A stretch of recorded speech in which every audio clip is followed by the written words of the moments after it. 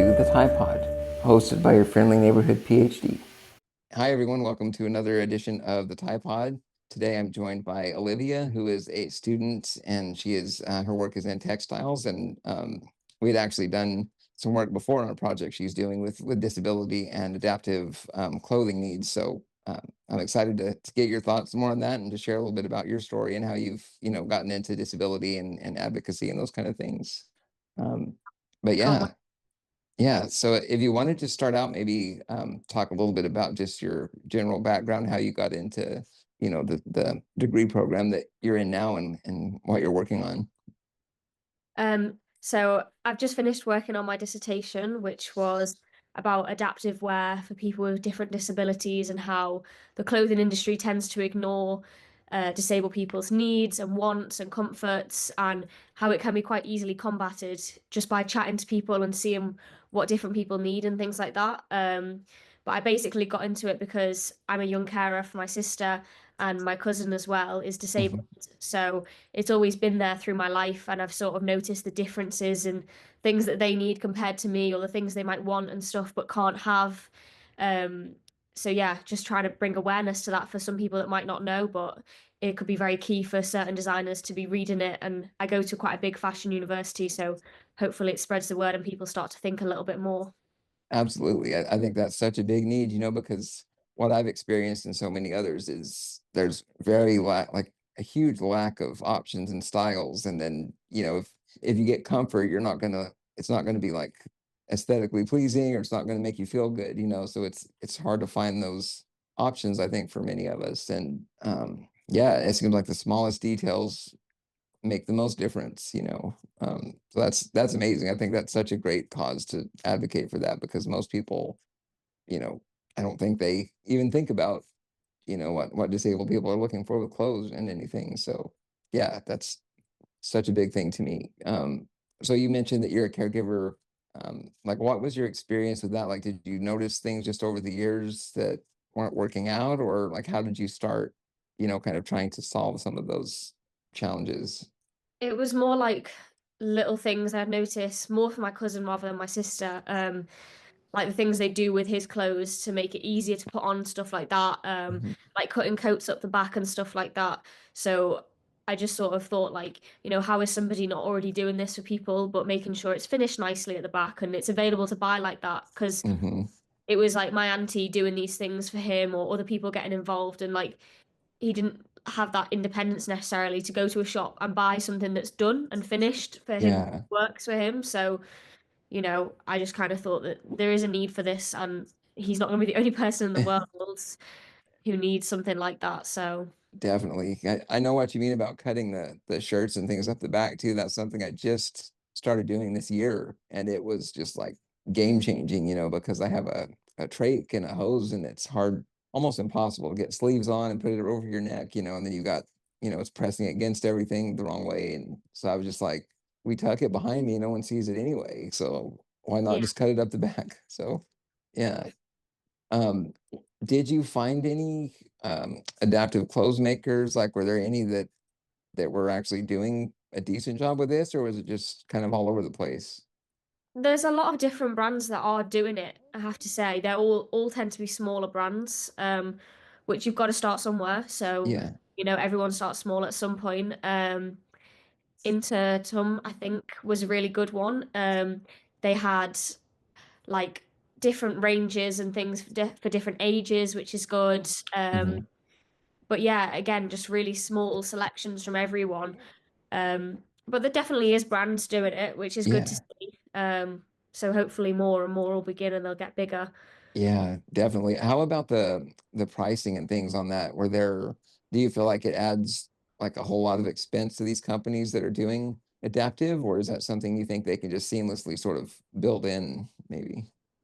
I think that's also what I wrote about, is that it needs to be something that's a bit more built in, because the prices do tend to be higher, Yeah. and that's not fair. Again, like, however, I know, not that I like to promote like Primark and things like that, but they have just brought out an adaptive range, which Hmm. is on the lower pricing side, which is great to see. Because obviously it makes it more accessible. If it's really expensive, then it's still not accessible for everybody. So Exactly. like, Well, and especially in the disability space, people have part-time jobs or they're on, like paid benefits. It's not like they have extra money to spend on clothes either. So, yeah, yeah. exactly. So the product they need might be out there, but it's Yeah. still out of touch for a lot of people because it is too expensive. But these brands price it so high because they know that there's not many people doing it and there's no price comparison. So people are going to Right. pay a lot because they don't have the other cheaper option. And many companies probably take advantage of that too, like you're saying, like they could upcharge and nobody really has a choice if they want that option. So that's Exactly. exhausting. What is the kind of general thoughts you've kind of seen from people that you've talked to with disabilities? Are they like optimistic that there are going to be options if they're not out there right now, or are they more just like not even really thinking about fashion or style that much?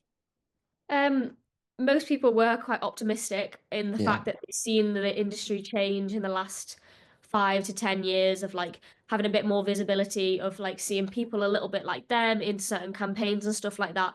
But the overall response was like, it's still not good enough. It still yeah, needs better. Um, and yeah, like not a single person I spoke to has ever been approached by any sort of company to ask their opinion on it or anything. And yeah. it's just not that hard to find people to ask because there's so many people that are willing to give their opinions on things. Hmm.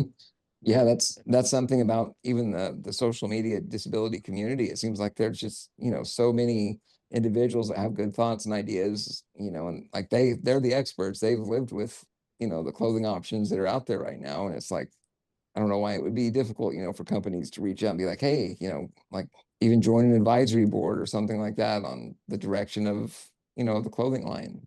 Yeah. Yeah.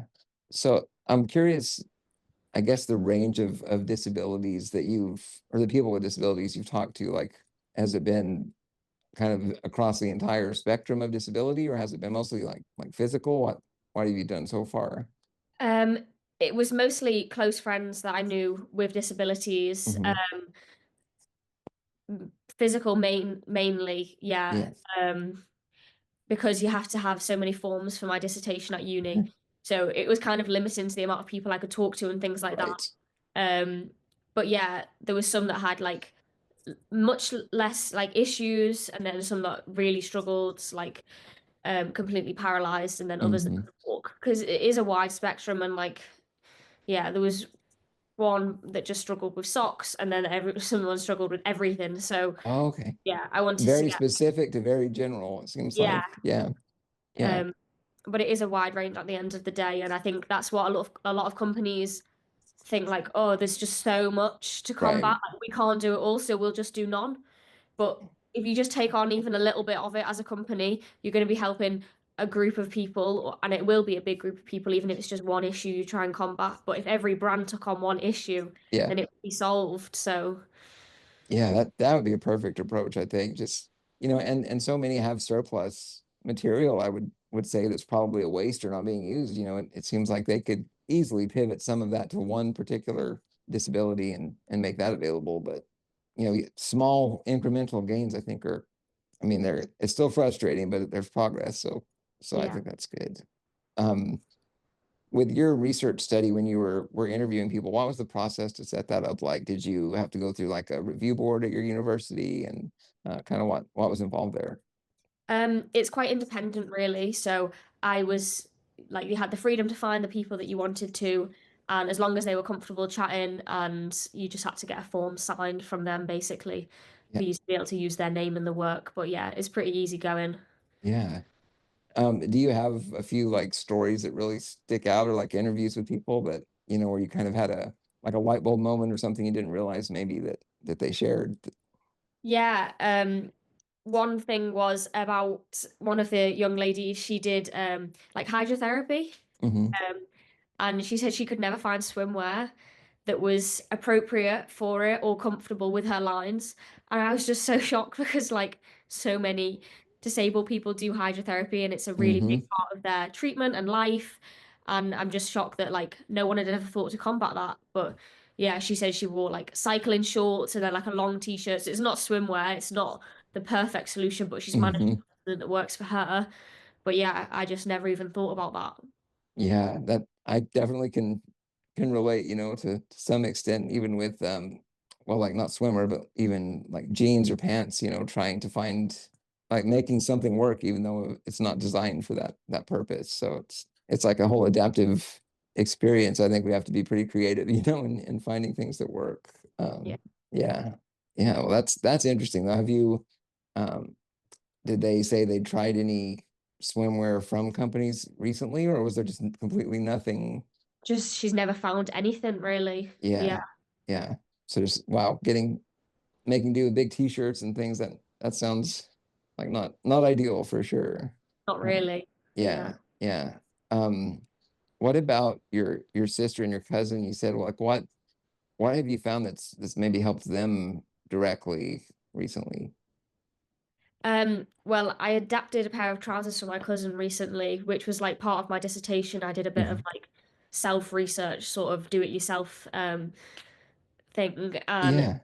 it was kind of a trial and error because it was my first time ever like doing anything like this. So I researched it. I found a book in the library that like showed like a drop front of the trousers. Hmm. So he wanted to wear like smart trousers. So when and we bought some from the shop that he liked in a bigger size so that I had more material to work with. Oh yeah, yeah. Um, and then I basically just cut them right down the front, avoided the pockets so the pockets stayed working.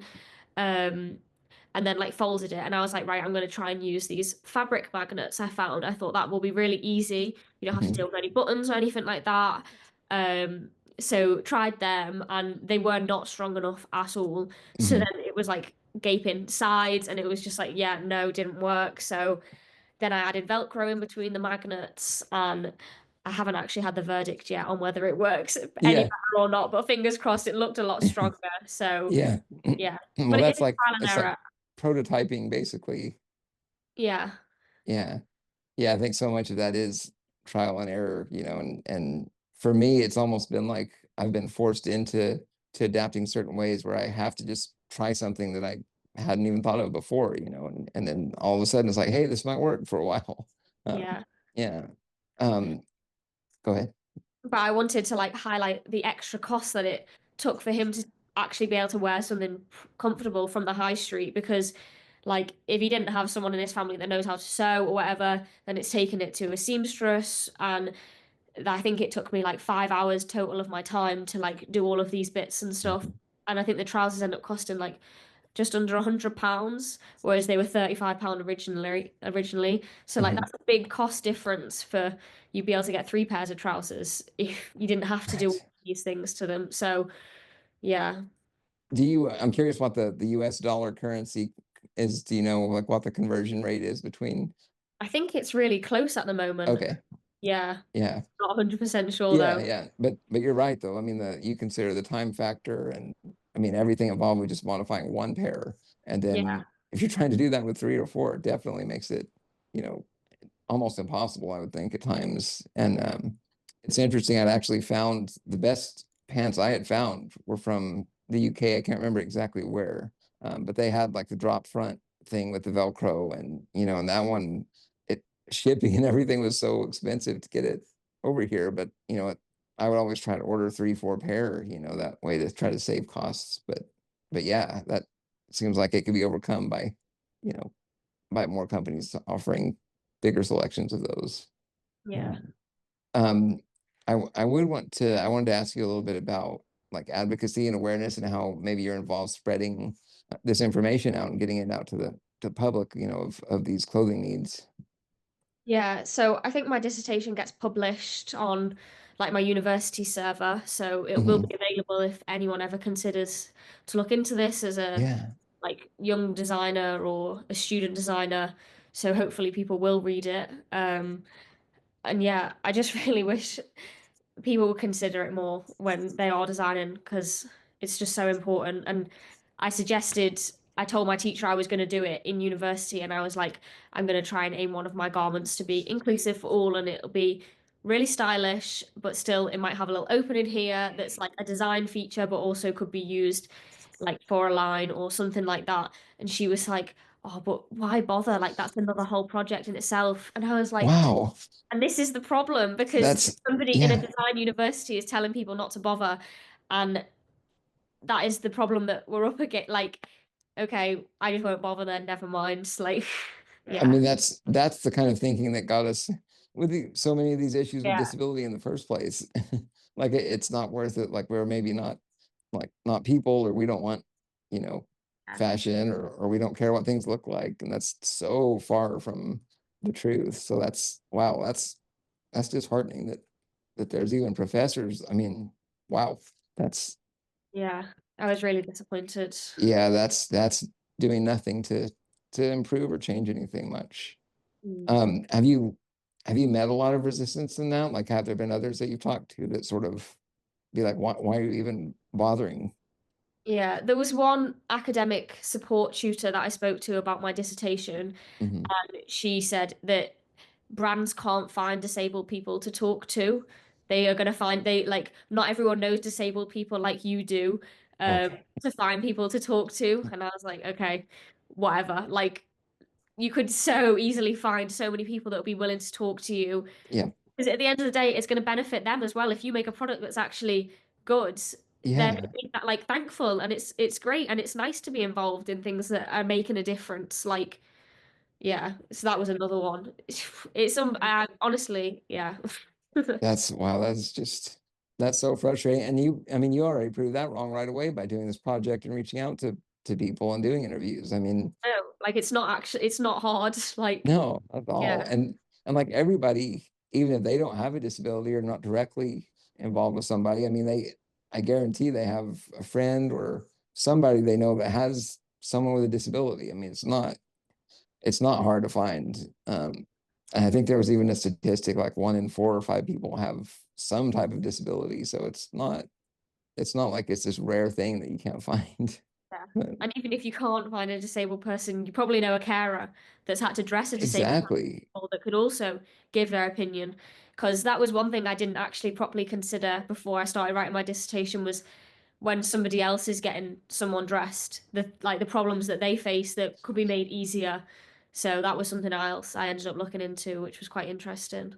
That's such a good point too. And I think that's also overlooked a lot is, if you can make the caregivers' lives easier and like lessen the amount of physical effort involved with something like getting a person dressed, that's a huge consideration for sure. Yeah, because it could speed their morning up, like together. You're going to be able to get out of the house quicker if it's easier for the carer to get you dressed instead of having to deal with Yeah. 17,000 buttons on a jacket. Yeah, you're just by the time you've done the buttons, you're exhausted. Yeah. Oh man. Yeah, that's a good point. Um, I was wondering, like during your interview process of people with disabilities, was there anything that sort of struck you as like a strength or something that like their attitude? What was there anything that stood out a lot in the interviews overall? That a lot of them haven't let it like restrict their lives. Hmm. But it was really hard to listen to, like especially as a girl, listening to other girls like not be able to dress how they want to and dress up girly to go to a party and things like that. It was really sad. Like it's something that I've taken for granted all my life, being able to put on a dress and not have to think about it and things like that. Uh, Hmm. and it would just be nice if everyone could do the same thing. Well, not necessarily put on a dress, but you know, Yeah, yeah, not have to consider so many different things when going into a shop. yeah, yeah. That's a tricky thing, because the time factor is always going to play in too, and if it's so strenuous to put it on, then you're just more inclined to not go out and do things in the first place, in my experience. Mm. But, Um, so like as you were growing up, like when did it hit you that you wanted to look into this adaptive fashion more? Like was there just one example that you're like, okay, I have to do something about this, or was it just over time more and more things? Probably just over time. I mean, it's only recently like come to light that I could be doing something more than what I already was because I wasn't Mhm. really doing anything. But like someone said to me, if you have knowledge on a subject, just use it. Like, what's the problem? Because I wasn't sure what to write my dissertation on at first, and then Yeah. I was kind of like, I'm ignoring this massive subject that I know so much about. Like, why don't I just put that knowledge into something and go from there? And since I started chatting to people more about it and stuff, it's become so much more apparent like how needed it is. Yeah, that's really cool that you could weave in, something that you did have firsthand experience with it. I mean, it was definitely a passion already before doing the dissertation, and then at that point, being able to merge those two things seems really, really cool, to be able to do that. Yeah. Um, the other thing I was kind of thinking about is like advocacy groups with fashion. Have you run across any like nonprofits maybe that are involved with providing clothing or just like trying to help maybe even raise funds to to buy Um, it? that I've really come across. I haven't really looked at that side too much though, so I Yeah, can't say. Hopefully, there is some sort of things out there, but not that I've come across. No, sorry. yeah, yeah. Maybe at some point someone will start. I know that there's more and more people getting involved with kind of every aspect of disability. So hopefully something like that pops up too for clothing. Where do you see your research going, like moving forward? Like, what's your sort of longer term plan with the project? I mean, I hope to go on to work within fashion at brands and stuff like that. So Mhm. hopefully get into a position within a brand that I would be able to start suggesting ideas and like bringing things to the table that they might not have considered before. Um, just basically trying to make people's voices heard from Yeah, within, really. Yeah. yeah. And do you feel like your firsthand, perspective has made it, I don't know, like just you've experienced more and seen more things early on. Do you feel like you would come to the table, with like a lot of creative ideas that it seems like it mirrors people's, experiences that actually have a disability. Like, I guess just talk a little bit about, um, how you feel that's helped you kind of understand. Yeah, I mean, I think a lot of people don't think about things until it affects them, which is completely It's a understandable. good point. Everyone's really busy, everyone has their own lives, and until like you begin to think about something from somebody else's perspective, you don't really think about it at all. It's only Hmm. because I've grown up with it right there all the time that I would think about it. So I think sometimes you just need to say to people like, "Oh, well, have you thought about this? What about this person? Should we start catering to this market?" And they Hmm. might say, "Oh yeah, actually, I didn't really think about that group of people because I don't know anybody from that group, or I just didn't think about it because it's not Yeah. me." Like, I think you just need to sometimes remind people that there's other people out there that aren't like you, or yeah, Yeah. Yeah. That's such a good point. And you're basically, advocating right there, just by sharing your story and awareness, I think with people's got to make a difference, and because like you said, if they don't see it, if they're not around it, then how can they be expected to even know it's an issue? yeah. And Yeah. sometimes like instead of getting angry at people for not thinking about it, they just need a bit of education. Right. And it's for if they ignore you after you've told them and Yeah. educated them on something, okay, then you can start getting angry Right. about. But Yeah. sometimes people just need to actually like, oh, I didn't actually know about that, or I've never thought Right. about that because I've never seen a disabled person with no top on, so I didn't know they had a line there. Like how if people don't know, then they don't know until someone Right. tells them. Right. So sometimes it's just a bit of education, really. And I'm hoping that starting it from a university level, that Hmm. people, young designers going into the industry, can have that education early on, and then it feeds through to the industry. Because at the end of the day, these students are the people that are going to be the industry in a few years' time. So if they know about it now, then hopefully they don't forget about it then. Right. Right. No, I love that. And I think it is easy to get into that pessimistic mindset of like, well, people just don't care, but there are some that do. And if you, visit with them and they realize, then they move forward and, then whoever they run into and talk to about anything like that, well, they can, bring awareness that way. So it's kind of just a multiplying effect, it seems like. Yeah, definitely. Yeah. Well, what about like some other things that you're involved with, or like what are, some of your, I don't know, more hobbies or passions, any things that you like to do, outside of work? To be honest, I sort of turned my hobby of sewing and everything into my degree. So You merged everything there. Yeah, yeah, yeah. but if you do what you love, you won't work a day in your life. But That's that's yeah, a good point. so that is basically my hobby is my degree. Yeah, no, that's really cool that, when you're able to do something like that. And, I've actually feel like I'm kind of going that direction, kind of merging some things that I learned and did over the years with the disability experience too. And, it really makes it, I mean, you just wake up kind of feeling more, energized and passionate about it, I think. Yeah. Yeah. What about your sister and cousin? Like, what do they like to do for fun, or do you guys have, activities, other things you do outside of, the home together, anything like that? My cousin loves history, which Mhm. is so boring to me. But you We're you make quite the sacrifice to Yeah, we're quite opposite really, like our likes.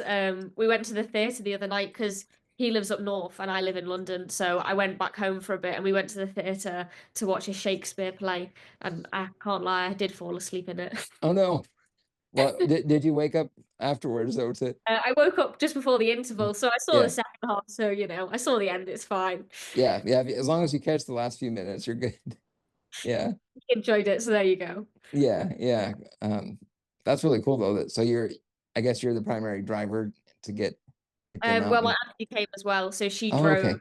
Um, yeah, and we all three of us went together, so it Well, was did nice. did she enjoy the theater as well, or did she sort of get Yeah, she didn't go to sleep. I don't Yeah, think yeah, nearly.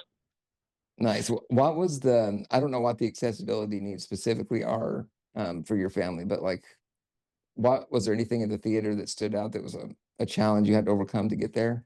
Um, just the lack of parking around the area wasn't great, and we actually went to the wrong theatre at first. Oh, We had nice. to get back in the car and to the other theatre and get him back out again.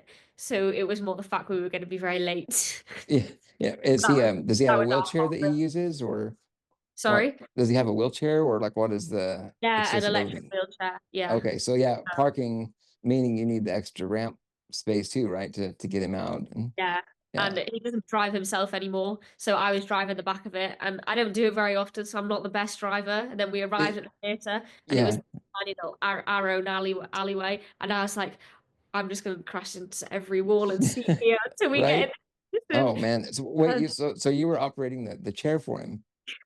Oh, man, that's hard, isn't it? That yeah, seems well, like I'm not such the a best challenge. driver either, so yeah. Well, it's so different too, though, because you're not sitting in the seat, so you have to, like, reach Yeah, it's really around and hard. I and don't want to hurt him either, like knocking him into a wall. or hurt you in the same, in Well, the I don't mind process, about but me, I just him really. yeah, yeah. Well, is that something you feel like you've gotten kind of better at, or was it like it Um, that his seems brother is tough. a lot better than me. His Yeah, brother is really good at driving it. He's definitely had more practice. I've definitely got better. I'm still not very good though. yeah, yeah. Hey, but you're willing to try it though. Yeah, at least I do Do it for you him. Yeah, yeah. Do you turn the speed down or anything like that? Because Oh I know they yeah, can yeah, yeah. yeah. When we're in an open plan space, I'll turn it all the way up and that's fine. Yep. But no, going down that little alley, I think I was on like two, and it was like slow as possible. Well, there's not much space there, it doesn't sound like, so yeah, and then to have to unload and reload then to go to another theater, that had to take some extra time. Yeah, it definitely did. It was our fault really though. We got out and we looked and it was pitch black in the theatre. Oh, no. So we should have really checked before we got everything out, but there we go. Yeah, well, I mean, it happens, right? Like, that's another Like, challenge, it's part of it. Yeah. What about when you got in the theater? Like, what was the seating like? Was there a good space open for parking the wheelchair and things, or yeah, it was quite good space wise once you got down the little alley bit. And the two seats behind his wheelchair were not occupied, so that meant Mhm. plenty of space behind. And also wouldn't obstruct anybody else's view because his chair is quite a lot taller than you sat in a seat or whatever. Yeah. Yeah, it was quite good. Yeah, they were very accommodating because we were a few minutes late and they said, "Oh, we'll start the show once you're in and settled," which was really Oh, nice. nice. Wow, that kind of, I think consideration is rare to me, it Yeah, seems and I would have like. felt so much worse if I'd have crashed him into a wall during the show. Oh my gosh, yeah, that would not be good. Yeah, what about, like, the ticket process and, like, finding accessible seating? Like, was that something you did, or did they do It was actually a birthday present that he got, so I'm not sure. I think she Yeah, just rang up. It was only a small theatre. yeah. Yeah, it seems like the more and more people I talk to about, big public gatherings and stuff, that seems to be a challenge finding even accessible tickets in the first place, so, Yeah. Well, it's I did look at booking tickets for a show the other day for one of my mum's friends, he's in a wheelchair and they were coming to London for a show and the lift is broken in the theatre. So they rang them and said, yeah, Mm, can't come anymore. She was like, okay, well, I've already booked hotels and trains and everything to come. So I was having a look online to see if I could find anything else for them to do down here. mhm. And yeah, you have to call up to book any sort of accessible seat, but why? Like I can book a normal ticket like Yeah, online without having to ring anybody or anything. Like, yeah, it's that crazy. it complicates things so much, it seems like. Yeah. You can't just check easily if there was a ticket for Matilda, like last minute or whatever. Yeah, yeah. Yeah, and between that and the transport needs, I mean, if you're going anywhere that you have to stay overnight, I mean, you by the time you book the hotel or like, I don't know if you hire caregiver, you have somebody go with you driving. I mean, there's just so many layers of planning, I feel like, that goes into something like that. Yeah. Yeah, definitely. Yeah. Well, I don't want to keep you too late, but like, is there one or two like big things that you want people to know just in general about, disability awareness or kind of like your take home message? Um, Probably that it's okay to ask questions sometimes. When I was growing up with my sister and we'd be out in town or whatever, and people would stare at her, I would get really angry. And then my mum sort of spoke to me and was like, well, it's just because they don't understand. They've never seen somebody like Jess before. And it kind of made me less angry. Like, yeah, I kind of understand that, but usually kids tend to ask questions like just randomly, and their parents be like, "Oh no, like don't say that or anything." And my mom's like, "No, it's okay. Like they're just asking a question because they're Yeah. interested, and if you normalize it, then you won't get people asking as many questions." But it's just if it was seen much more in the media and things like that, the problem is starts from the root. Like you go on Instagram, you don't see a lot of disabled people in different fashion campaigns or Mhm. anything like that. But if Right. you did, then less kids would need to ask questions. If you've just seen someone that looks like my sister on a billboard, you're not going to bother staring at her. Like it has to Yeah. start somewhere. But yeah, Yeah. I love that. I think that's such a big thing to start early, with kids in school growing up, and make it where it's not, anything different. I mean, there's still people doing a lot of the same things that yeah, anyone likes to do. Yeah. yeah. Yeah. I think that's really a good way to leave the conversation now. Um, but yeah, Olivia, thanks so much for jumping on. And how can people reach out if you want to visit with them or they have thoughts on fashion, anything? Is there, kind of one place you would recommend they go to Yeah, I message have you? a textiles account on Instagram that's just oliviaruston.textiles. I can send it to you or whatever. So yeah, Okay. Yeah, perfect. I'll include that, in the notes too when it's live on YouTube and everything. thank So you. yeah, but I sure appreciate it, and I'll definitely be in touch. We'll maybe brainstorm here and there over the years with some Yeah, ideas for clothing. So hopefully. yeah. Thank Well, you. yeah, thanks so much, and yeah, have a good night.